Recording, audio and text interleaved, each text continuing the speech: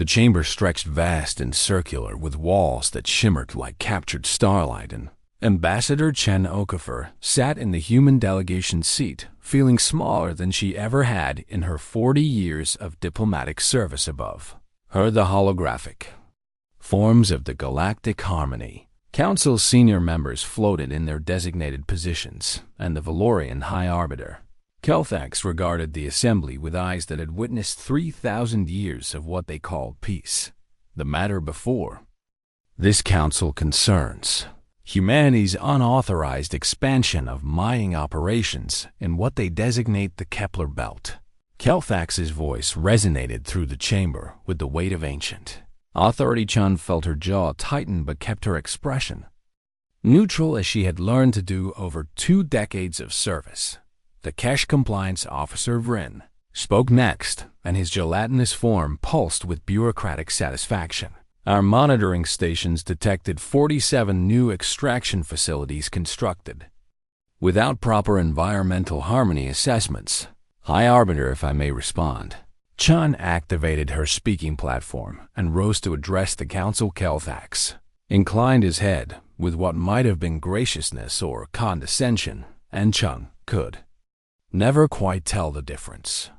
Humanity submitted the required documentation 6 standard months ago, Chun said, and kept her voice level. We followed every protocol outlined in the Harmony Accords. Ah, yes. Rin's form quivered with something resembling amusement, but subsection 47 of the Colonial Resource Management Act requires approval from all neighboring claimants within a radius of 0.03 parsecs. Chun pulled up her datapad. There are no neighboring claimants, and the Kepler Belt falls entirely within recognized Terran sovereignty. The Silthery Collective has claimed cosmic resonance rights to that sector. Another council member interjected. Chen turned to face the Silthery representative. Your species is headquartered 90 light years from Sol, and you have no physical presence anywhere in our system. Cosmic resonance rights do not require physical presence. The Silthery replied smoothly. The harmonic frequencies of those asteroids align with our spiritual wavelengths.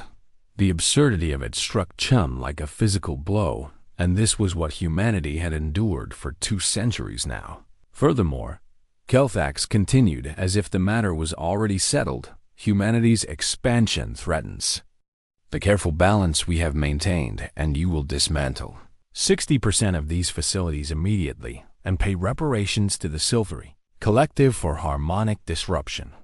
High Arbiter, with respect, this is unreasonable. Chun fought to keep anger from her voice. Those facilities provide resources for 17 colony worlds and employ over 2 million humans. The council has spoken, Kelthax said with finality. You have 6 standard months to comply. Chun looked around the chamber at the faces both familiar and alien, and she saw no support there. They, Valorians who had secretly been developing plasma weapons in clear violation of the same harmony laws they enforced on others, sat in judgment. The Kesh who exploited every loophole in council regulations to expand their own territory while denying others the same privilege nodded in agreement.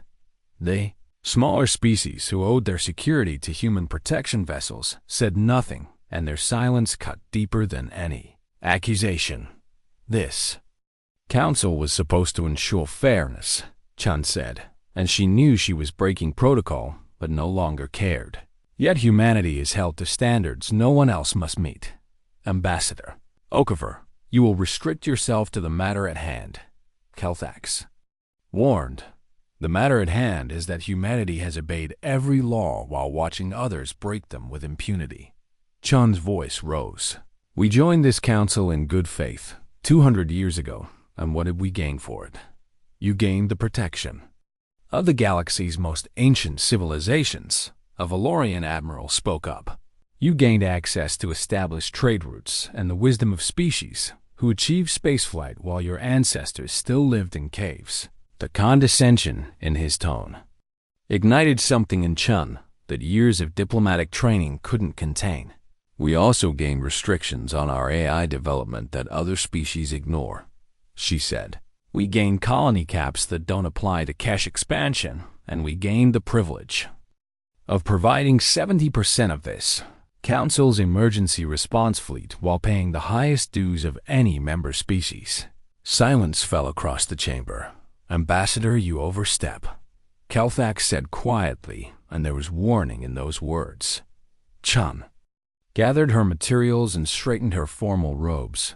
I will take your judgment back to Earth, and I will present it to the United Terran Assembly, but I want this council to understand something. She looked directly at Kelthax and then let her gaze sweep across every member present. Humanity is tired, Chun said. We are tired of being told we are too aggressive and too expansionist and too hungry for knowledge by species who possessed those same qualities until they grew comfortable and stagnant. This audience is concluded, Kelthax announced, and his image began to fade. Chun stood her ground. We are tired of rules that exist only to keep newcomers in their place, and tired of cosmic harmony that somehow always harmonizes in favor of the ancient powers. The other ambassadors were disappearing from their platforms, but Chun continued speaking, and her voice was transmitted to every council member world.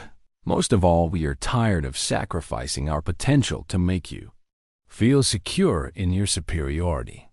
Chun said, you have gone too far this time, and Earth will have its answer for you soon. She terminated her own connection before they could dismiss her. The journey back to Earth took 3 weeks via the councils regulated hyperspace lanes, and Chun spent most of that time drafting her report. Her assistant Marcus found her in her quarters on the 5th day. Ambassador, the networks are on fire, he said. Your final statement leaked, and human colonies are demanding action. Chun looked up from her work. What kind of action? Everything from renegotiating our council membership to complete withdrawal. Marcus hesitated. Some of the more radical groups are calling for military resistance. We are not starting a war, Chun said firmly. No, but people are asking why we stay in an organization that clearly doesn't respect us. Marcus sat down across from her. They're asking why we accept limitations other species ignore. Chun saved her work and looked at her young assistant. What do you think we should do? Marcus seemed surprised by the question. Ma'am, I am just a junior attach. You are also human, and you were born after we joined the council, so you have never known Earth without these restrictions. Chun leaned forward. Tell me honestly, what would you choose? The young man was quiet for a long moment. I would choose freedom, he finally said. I would choose to see what humanity could become without ancient species telling us who we are allowed to be. Chun nodded slowly and returned her attention to her report. Then I suspect you are about to get your wish. When the ship finally docked at Earth Station 1, Chen was met by a security detail that escorted her directly to the United Terran Assembly. The Grand Chamber was filled to capacity with representatives from every human world colony and station, and the tension was thick enough that Tasty Secretary General Amara Okonkwo called the emergency session to order.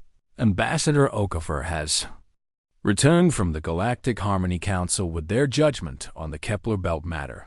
Okonkwo announced, we will hear her full report, and then this assembly will decide humanity's response.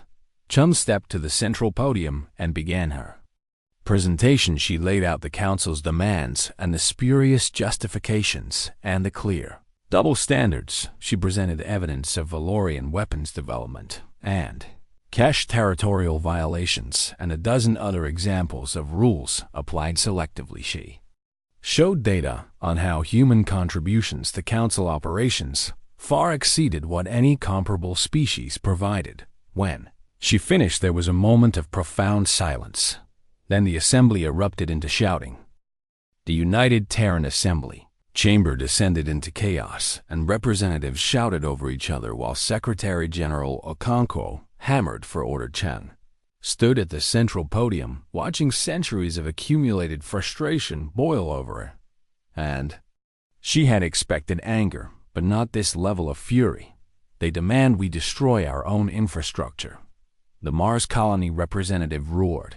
While the Kesh just annexed 3 systems last year with no consequences, the Silthari are claiming cosmic resonance rights, another delegate said with bitter laughter. My grandmother's ghost has more claim to those asteroids than they do. Okonkwo finally restored enough order for structured debate. The Centauri delegation spoke first. We propose immediate renegotiation of the Harmony Accords, and if the Council refuses, we reduce our participation to minimal compliance. Minimal compliance is what got us here, the Titan Station representative countered. We have been trying to work within their system for 200 years, and where has it gotten us? Chun watched as speaker after speaker rose to voice their grievances. The colony world spoke of opportunities lost to council restrictions. The industrial sector's detailed innovations abandoned because the Harmony technology protocols forbade them.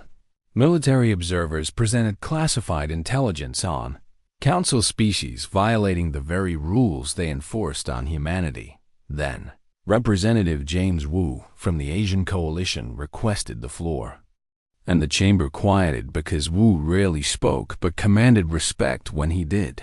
I have served this assembly for 30 years, Wu said. I was here when we celebrated joining the Galactic Harmony Council, and I believed we were entering a new golden age. He paused, and his weathered face showed the weight of disillusionment. I was wrong. Wu continued.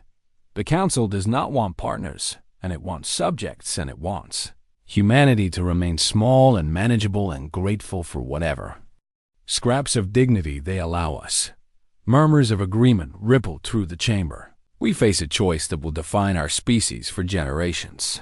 Wu said, do we continue bending to the will of civilizations that fear our potential, or do we reclaim our sovereignty and accept whatever consequences come? The consequences could be severe, cautioned Defense Minister Kowalski. The Valorian Empire commands the largest military force in known space, and if they decide to enforce council authority through violence, we may not survive, or we might surprise them. Admiral Sarah Chun spoke up from the military delegation, and she was no relation to Ambassador Chun, though people often assumed otherwise. Our war game simulations suggest the Valorians rely on technology that has not significantly advanced in centuries, and they have grown comfortable. Are you suggesting we could win a war against the Council? Okonkwo asked carefully. I am suggesting we do not know our own strength, because we have never been allowed to test it. Admiral Chun replied. Every military innovation humanity has developed in the last 2 centuries has been restricted or banned by Harmony protocols. And what could we build if we were free to pursue our full potential? Ambassador Chen found herself nodding, and she had seen the same stagnation in council space. The ancient civilizations had achieved technological maturity and then stopped pushing forward, and innovation frightened them because it disrupted the comfortable hierarchy they had established. I move that we vote on complete withdrawal from the Galactic Harmony Council, Representative Wu said formally. The chamber erupted again, but this time with a different energy, and this was not anger, but possibility. The debate raged for 6 hours. Some argued for caution and warned of isolation and economic collapse and military annihilation. Others spoke passionately about human dignity and the right to determine their own future and the moral imperative to resist unjust authority. Chun was called to answer questions a dozen times. Ambassador, you know these species better than anyone. A delegate from Europa asked, if we withdraw, will they respect our decision or will they see it as rebellion? The Council has never experienced defiance. Chun answered honestly. No species has ever voluntarily left. I cannot predict how they will respond, but I can tell you this. She looked around the packed chamber. They will not expect it, and they will not be prepared for it, and that gives us an advantage. As the debate continued, Chun noticed something remarkable happening. The Human colonies and stations and settlements across dozens of star systems were transmitting their own votes in real time. The public had access to the assembly proceedings, and billions of humans were watching and making their voices heard.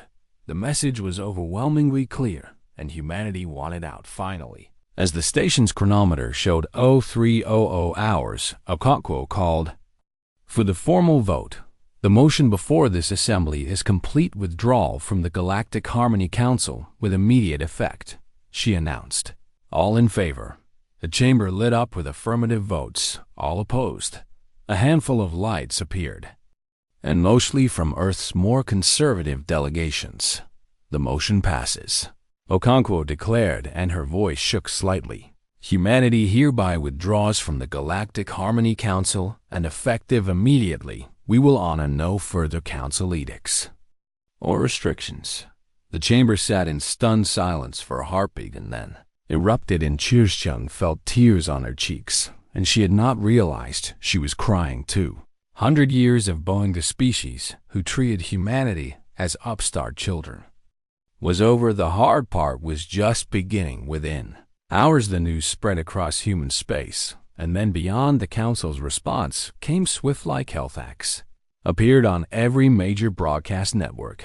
Humanity's withdrawal is illegal under the Harmony Accords, and all member species are forbidden from trade or communication with Terran interests until they return to compliance.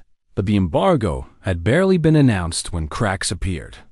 3. Meyer species issued statements supporting humanity's right to self-determination.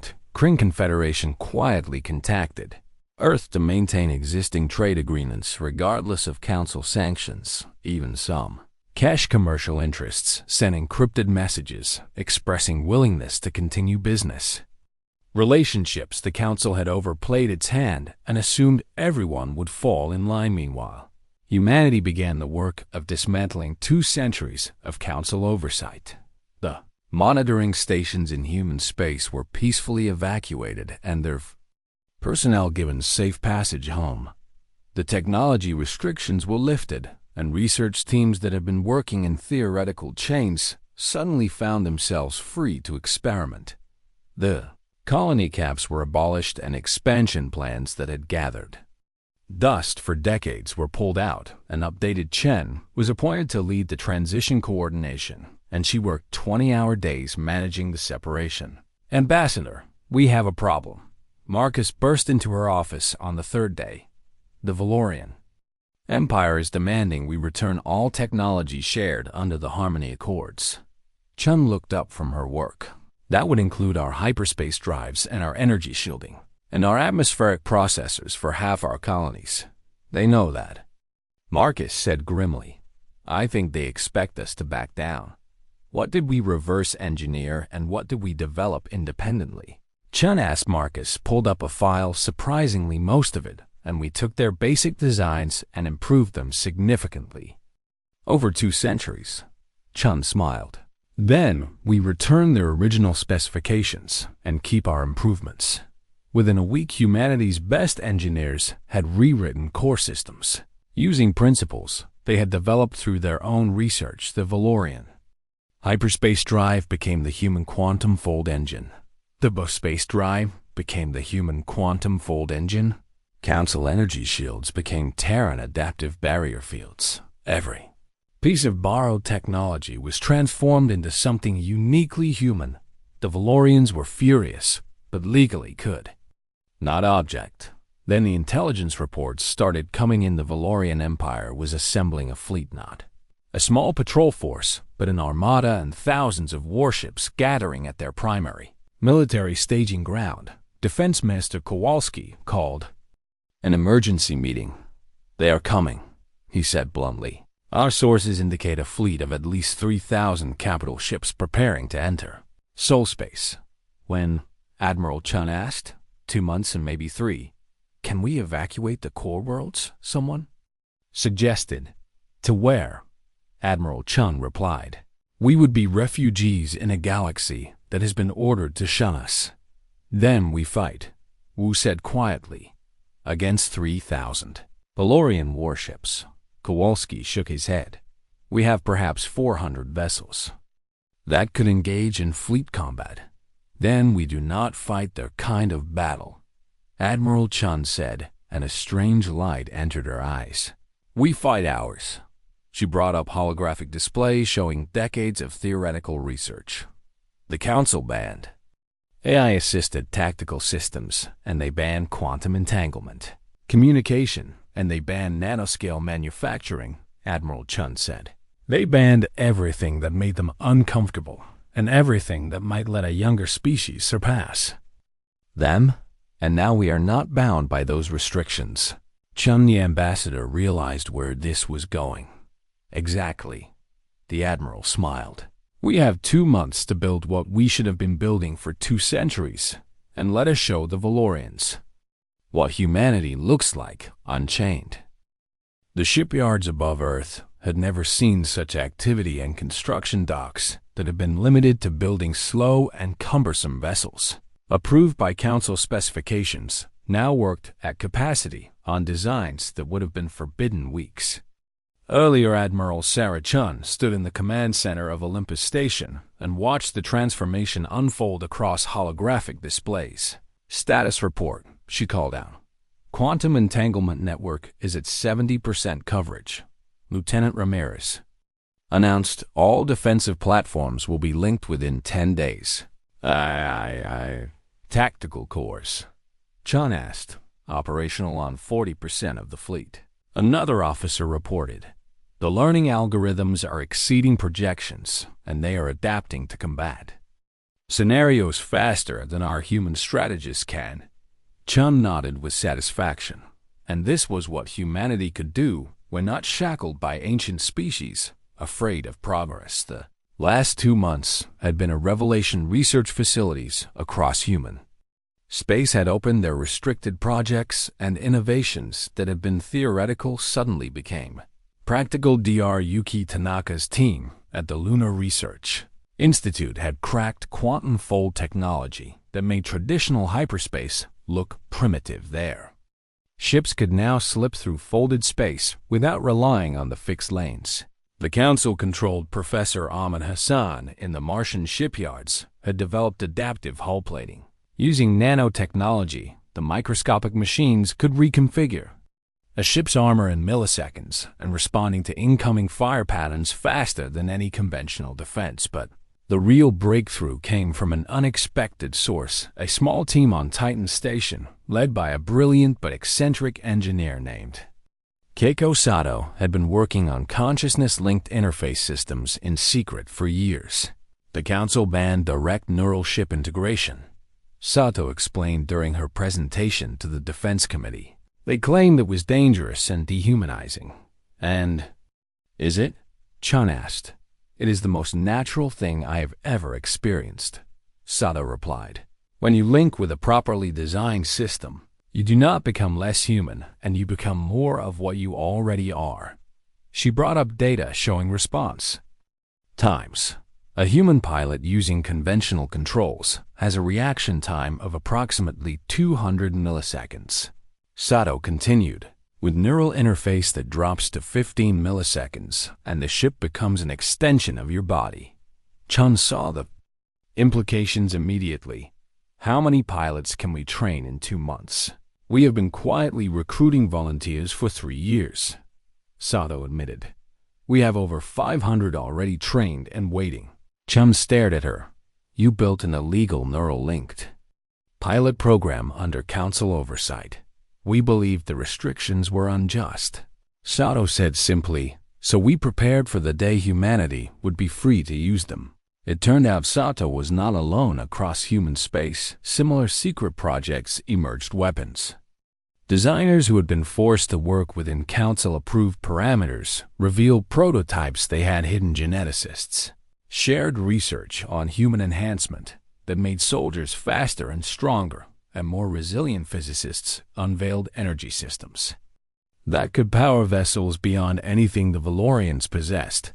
But it was not just about weapons and ships. The economic transformation was equally dramatic. Without Council restrictions on colony expansion, and humanity began settling systems they had been forced to avoid the Kepler Belt mining operations not only continued but expanded tenfold. Asteroid processing facilities sprang up throughout the outer solar system, and human industry consumed resources at a rate that would have horrified the Council. And why should they object when Chun thought about it? The Valorians had claimed whole sectors for themselves centuries ago. Cash had strip mined dozens of worlds to extinction before the Harmony Accords even existed. But when humanity wanted to use the rocks floating in their own system, they were accused of disrupting cosmic balance. The hypocrisy of it still made Chun angry. Trade networks adapted quickly too. The Council's embargo was supposed to isolate humanity economically instead. It exposed how dependent many species had become on human goods and services. Human agricultural technology fed billions across the galaxy. Human medical innovations treated diseases. The ancient civilizations had given up trying to cure human entertainment. And art and music had become beloved across hundreds of worlds. And now all of that was supposedly forbidden, but species found workarounds. The Kryn Confederation established cultural exchange programs that were obviously trade under a different name. Independent merchants from dozens of worlds continued doing business with humans and simply did not report it to the Council. Even some Valorian commercial interests quietly maintained their contracts. The embargo was failing before it truly began. Meanwhile, the Valorian Armada continued its approach. Intelligence reports tracked their progress, and 3,200 warships moving through Council space towards Sol. They were not hiding their intentions. This was meant to be overwhelming force and a demonstration that rebellion would not be tolerated. Admiral Chun studied the enemy fleet composition and found it predictable to the point of arrogance. The Valorians had not significantly updated their military doctrine in 500 years. Their ships were powerful but slow. Their tactics were traditional and proven and completely unsuited to the kind of warfare humanity was preparing. They think this will be like their conquest of the Thrall worlds, Chun said to her staff. Arrive with massive force and watch the enemy surrender without firing a shot. Will we surrender? Lieutenant Ramirez asked quietly. Chun looked at the young officer. Not a chance. The preparations intensified as the deadline approached. Every able-bodied person in Sol System contributed something. Scientists refined weapons and shields. Engineers built and tested and rebuilt. Civilians volunteered for defense stations and medical corps and logistics support. There was an energy running through humanity that Chun had never experienced. It was not just patriotism or fear, and it was something deeper. This was a species that had been told for 2 centuries that they needed to slow down and be careful and know their place. Now the chains were off, and humanity was remembering what they truly were: problem solvers and innovators and survivors who never accepted that something could not be done. Chun visited the various defense installations as they came online at Earth's orbital fortress. She watched crews install the new quantum cannons. How much more powerful are these than Council-approved weapons? She asked the gunnery chief. About 40 times more powerful, ma'am. The chief grinned. And they fire 3 times faster. At the Martian defense grid, she saw the new fighter craft. They were small and fast and agile and packed with more firepower than vessels twice their size. The neural-linked pilots moved them through practice maneuvers that seemed to defy physics. On Europa, she inspected the new stealth destroyers. They could hide from sensors using quantum uncertainty principles that made traditional detection impossible. Can the Valorians even see these? Chun asked. Not until we want them to, the captain replied. But the most impressive installation was the one they built in the asteroid belt. The mining facilities had been converted into the largest weapons platform humanity had ever constructed. It was disguised as an ordinary processing station but contained enough firepower to take on 100 capital ships. Chun met with Ambassador Chun during a brief return to Earth. How are the diplomatic channels? Admiral Chun asked, silent. Ambassador Chen replied, The Council has stopped responding to our communications entirely. Do you think they will negotiate after we bloody the Valorian fleet? Ambassador Chen considered this carefully. I think they will be too shocked to do anything but stare. You sound confident. I am. Ambassador Chen smiled. I have been watching what our people have built, and the Council has no idea what is coming. Neither do the Valorians, Admiral Chen agreed as. The final week arrived. Humanity made their last preparations. The final week lost preparations. The final week arrived. Humanity made their last preparations. Civilian population of the inner worlds was evacuated to underground shelters. The fleet took up positions throughout the solar system. Every gun was loaded and every shield was charged, and every pilot was ready on the command deck of the flagship. Indomitable Admiral Chen addressed her fleet. In a few hours the Valorian Armada will arrive, she said, and her voice was broadcast to every human vessel. They expect us to surrender, and they expect us to beg for mercy, and they expect us to crawl back to the Council and accept whatever punishment they decree. She paused. And let that sink in. They have forgotten something important, Chen continued. Humanity did not reach for the stars because it was easy, and we did not survive 10,000 years of our own violence and disease and disasters by giving up when things got hard. Across the fleet crews stood straighter. The Valorians think they know what we are, Chen said. They think we are the same species that joined the Council 200 years ago, and grateful for their guidance and afraid of their power. But we are not that species anymore. Her voice grew harder. We are what we always were beneath the restrictions and beneath the rules meant to keep us small. We are humanity unchained, Chen declared. And today we show the galaxy what that means. Cheers that erupted across the fleet channels were deafening. Admiral Chen cut the broadcast and turned to her crew. All stations report readiness. She ordered one by one. The confirmations came in. Fleet is ready, Admiral. Defense platforms are ready, Admiral. Ground installations are ready, Admiral.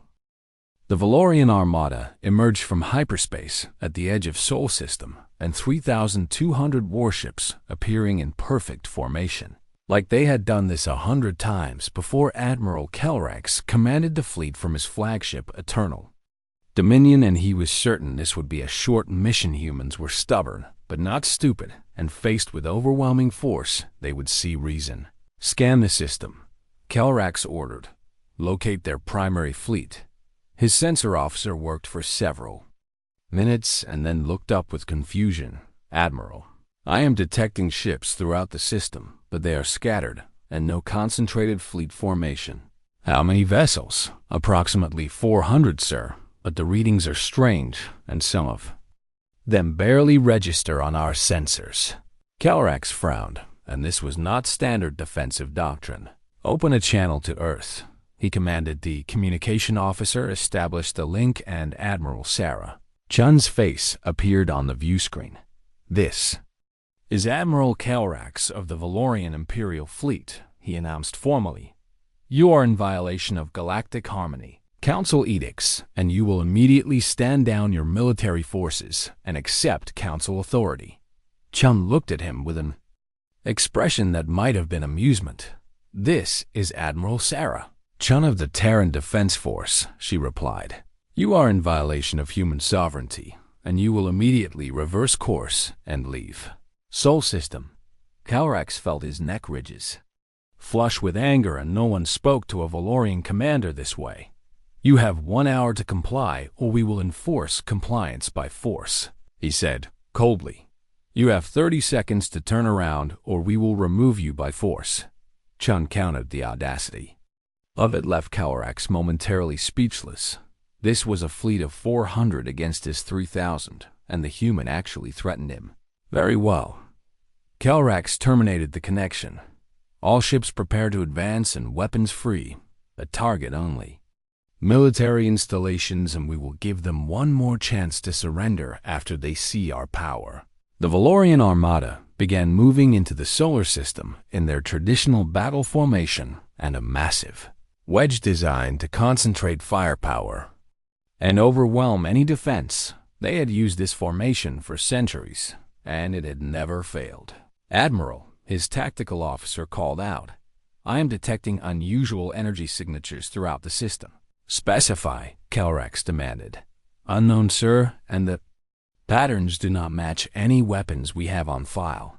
Before Kelrax could respond, the tactical display exploded with alert ships were appearing everywhere, and one moment the scanners showed empty space, and the next they showed human vessels materializing as if from nowhere. "Stealth technology," his sensor officer gasped. "Sir, we are surrounded." Kelrax stared at the display, and the 400 ships they had detected had become 800, and the humans had hidden half their fleet using technology that should not exist. "All ships defensive formation," Kelrax ordered quickly. "Activate shields and prepare for engagement." The human fleet did not attack, and instead they moved with a coordination that seemed impossible. Ships wheeled and turned in patterns that matched each other perfectly, and as if controlled by a single mind. "Sir, their movements are being coordinated by artificial intelligence," the tactical officer reported. "The processing speed is beyond anything in our database." "The Council banned AI-assisted tactical systems," Kelrax said. "The humans are no longer bound by Council law," his second-in-command reminded him. Quietly, then the humans attacked. It was not the kind of attack Kelrax expected, and no massed volleys of conventional weapons. Instead, beams of coherent energy lanced out from the human ships. They moved faster than anything Kelrax had seen, and the targeting was impossibly precise. The first Valorian ships to be hit simply stopped. Their shields flickered out, and their engines went dark, and their weapons powered down within seconds. A dozen Valorian vessels were drifting helplessly. "Damage report," Kelrax demanded. "No damage, sir," his tactical officer said with confusion. "The ships are intact, but all systems are offline, and it is like they were shut down." "Return fire," Kelrax ordered. "All ships engage." The Valorian fleet opened up with everything they had: plasma cannons and missile batteries and energy weapons.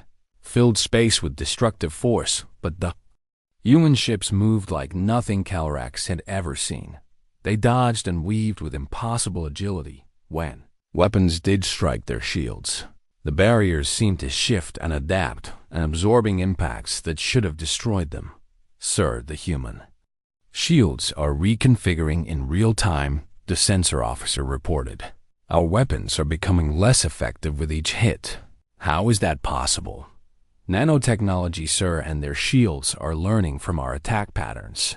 This was not going according to plan. Kelrax had expected to intimidate the humans with sheer numbers. He had expected them to fight defensively and desperately. He had not expected this level of technological sophistication. "Focus fire on individual targets," Kelrax commanded. "Overwhelm their adaptive shields with concentrated firepower." The Valorian ships began coordinating their attacks. 10 or 20 vessels would target a single human ship, and pouring enough energy into it that no shield could adapt fast enough. It worked, and the first human vessel took critical damage and began to break apart. But before Kelrax could celebrate, the human fleet's response made his blood run cold. Every human ship within range of the damaged vessel immediately targeted its attackers. The return fire was devastating and precise beyond belief. 20 Valorian ships went dark in less than 10 seconds. "They are protecting each other," his second-in-command observed. "And they are making us pay for every ship we damage."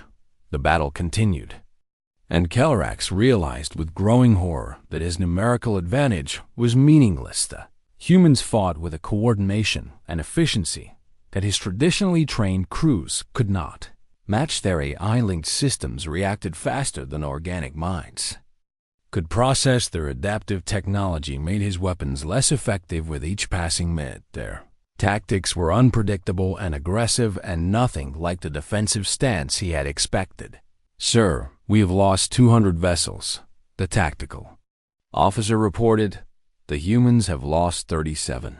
200 ships disabled or destroyed in less than an hour. This was supposed to be a demonstration of overwhelming force. Instead, it was becoming a demonstration of Valorian obsolescence.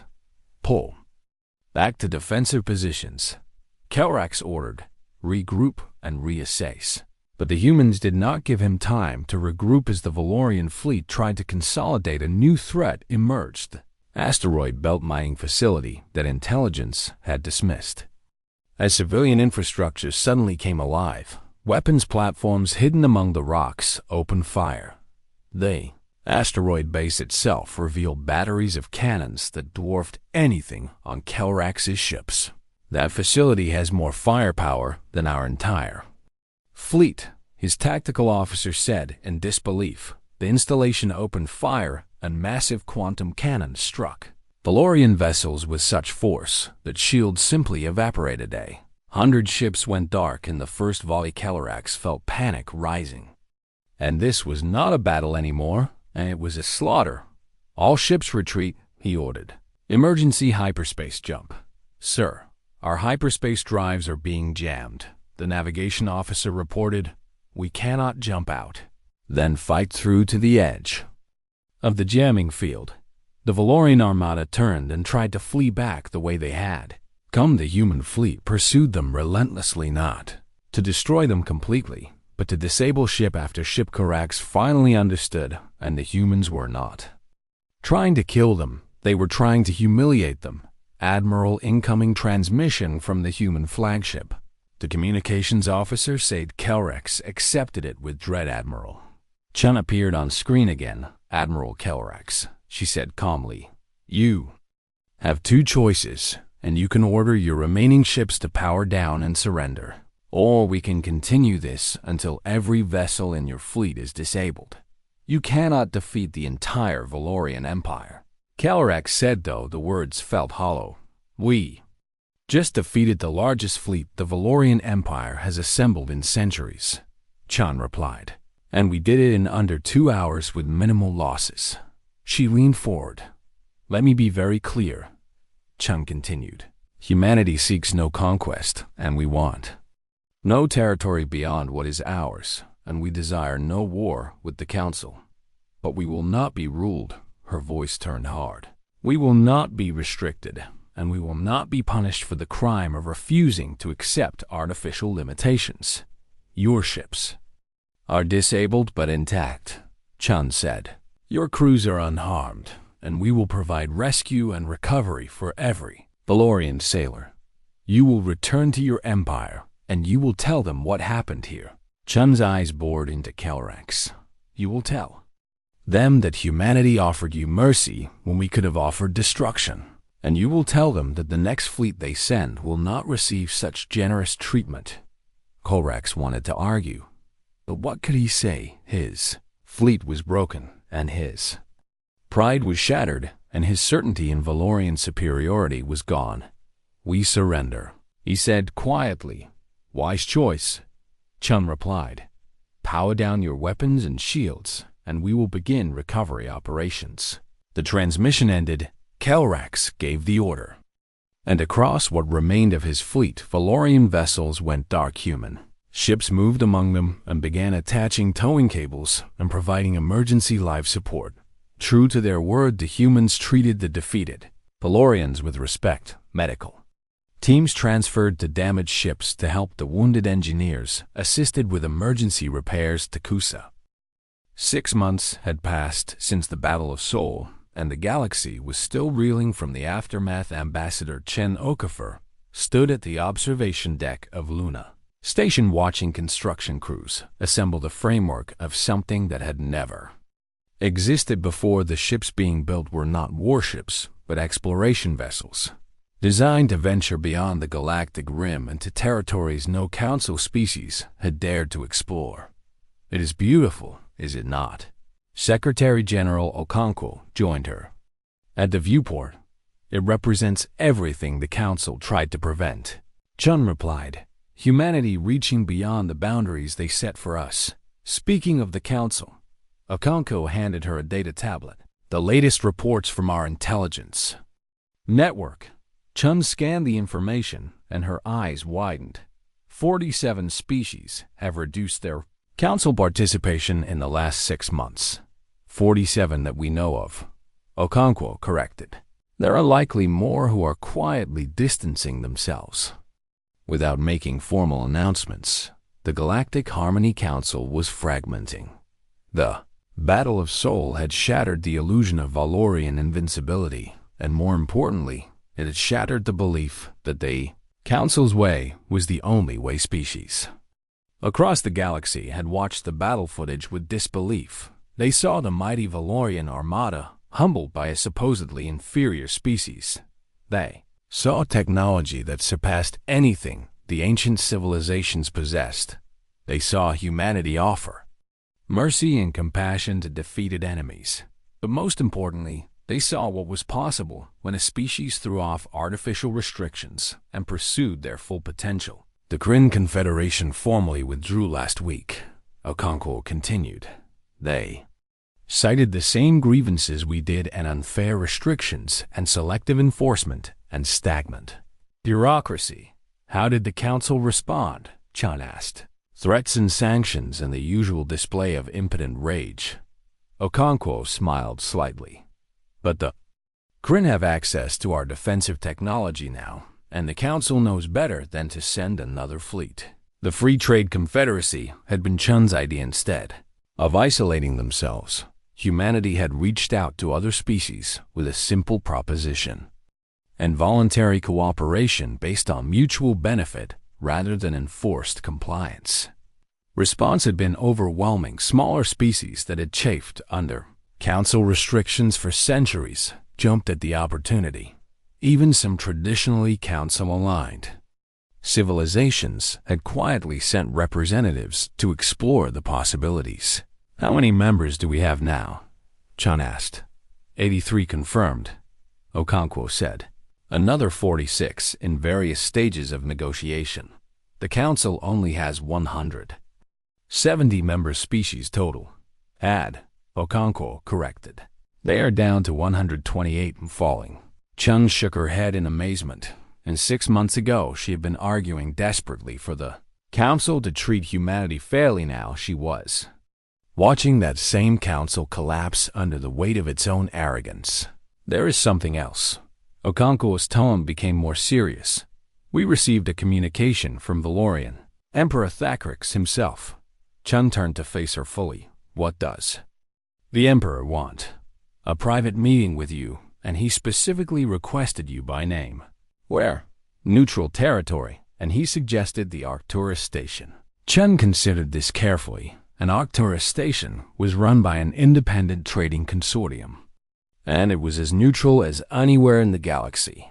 He could be planning to arrest me, Chun said, or worse. He could be, Okonkwo agreed. But our intelligence suggests something different, and the Emperor's position within the Valorian hierarchy has become unstable because of the Battle of Soul. Because he ordered the attack that failed so spectacularly, Okonkwo explained. The Valorian military elite are questioning his judgment, and some are openly suggesting he should abdicate. Chun saw the implications. He wants to negotiate. That is my assessment. When does he want to meet? As soon as you are willing.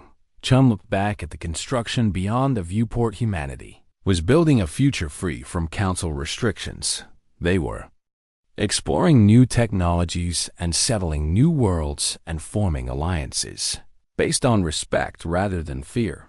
But the Valorian Empire was still powerful and still dangerous. Making an enemy of them permanently would be foolish. Arrange the meeting, Chun said. But I want Admiral Chun's fleet within 1 hyperspace jump of Arcturus at all times. Already planned. Okonkwo smiled. 2 weeks later, Chun found herself aboard a diplomatic shuttle approaching Arcturus Station.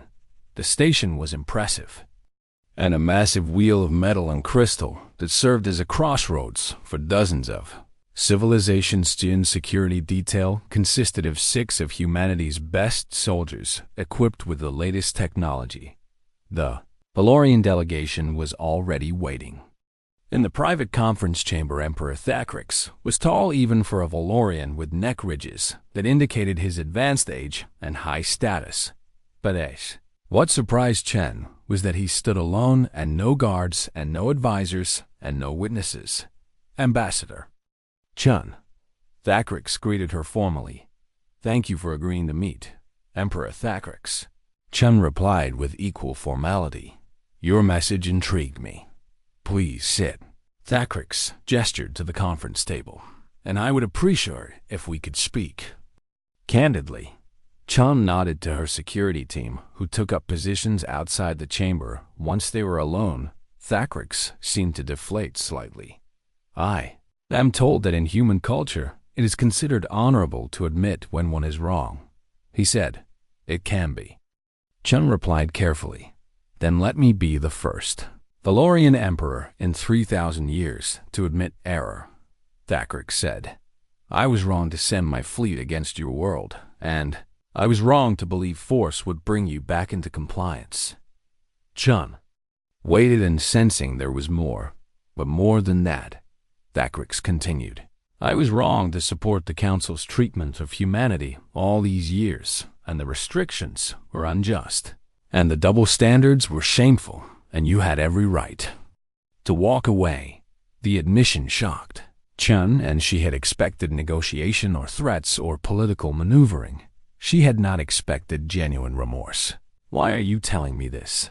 Chen asked. Because my empire is dying, Thacrix said bluntly. Not from external threats, but from internal rot.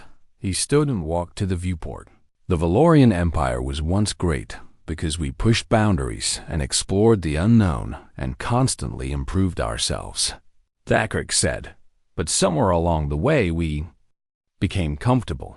We built the council not to maintain peace, but to maintain our position. He continued. We created rules to prevent younger species from surpassing us because we were too lazy and too arrogant to keep advancing ourselves. Chen joined him at the viewport. And now I watch my empire fragment as our best minds emigrate to join your confederacy, Thacrix said.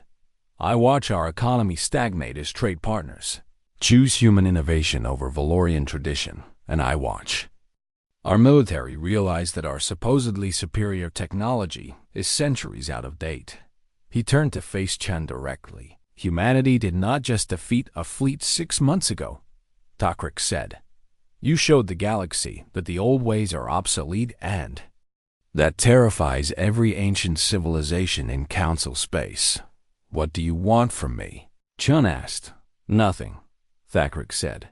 I came to offer you something instead. He pulled out a data crystal. This contains complete schematics for Valorian military technology, Thacrix explained. Weapons and shields and propulsion systems and everything we have developed over 3 millennia. Chen stared at the crystal. Why would you give us this? Because you will improve it, Thacrix said simply. You will take our stagnant designs and make them better, and then maybe we can learn from what you build. Your military elite would see this as treason, Chen said. My military elite are already plotting to replace me. Thacrix replied, I would rather commit treason in service of progress than cling to power while my empire rots. Chen took the crystal slowly. There is something else I need to tell you, Thacrix said. The Council is planning a response to the Free Trade Confederacy. What kind of response? A total embargo of all Confederacy members enforced by joint military action, Thacrix explained. They plan to isolate you completely until economic pressure forces members to return. Will it work? Chen asked. It might have 6 months ago, Thacrix said. But now too many species depend on Confederacy trade, and too many have seen what happens to fleets that attack human space. Will the Valorian Empire participate in this embargo? Chen asked pointedly. Thacrix smiled slightly. The Valorian Empire is formally withdrawing from the Galactic Harmony Council effective immediately, and we would like to discuss membership in the Free Trade Confederacy. Chen felt her jaw drop. You are serious? Completely, Thacrix said.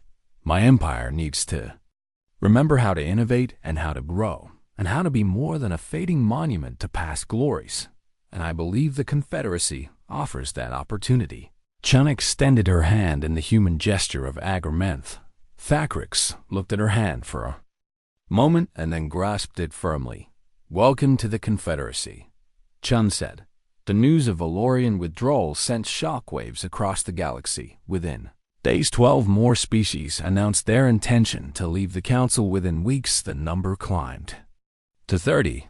The Galactic Harmony Council that had ruled for 3,000 years was collapsing, not through conquest or revolution, but through simple irrelevance.